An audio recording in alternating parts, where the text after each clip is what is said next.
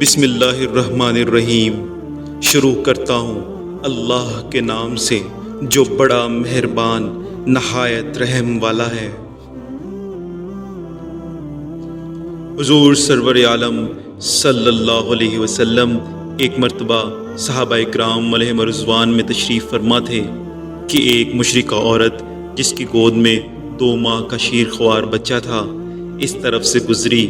اس بچے نے حضور صلی اللہ علیہ وسلم کی طرف نظر کی تو یکدم بزبان فصیح پکار اٹھا، السلام علیک یا رسول و یا اکرم خلق اللہ۔ ماں نے جب دیکھا کہ میرا 2 ماہ بچہ کلام کرنے لگا ہے تو حیران رہ گئی اور بولی، بیٹا یہ کلام کرنا تجھے کس نے سکھا دیا؟ اور یہ اللہ کے رسول ہیں، یہ تجھے کس نے بتا دیا؟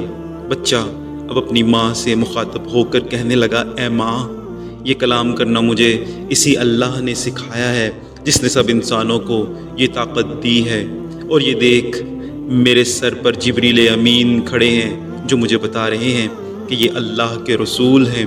ماں نے یہ اعجاز دیکھا تو جھٹ کلمہ پڑھ کر مسلمان ہو گئی۔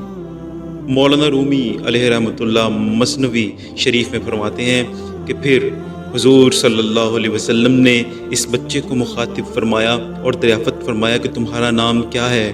تو وہ بولا، یا رسول اللہ صلی اللہ علیہ وسلم، اس مشت خاک ماں کے نزدیک تو میرا نام عبد عزا ہے، لیکن اللہ کے نزدیک میرا نام عبد العزیز ہے۔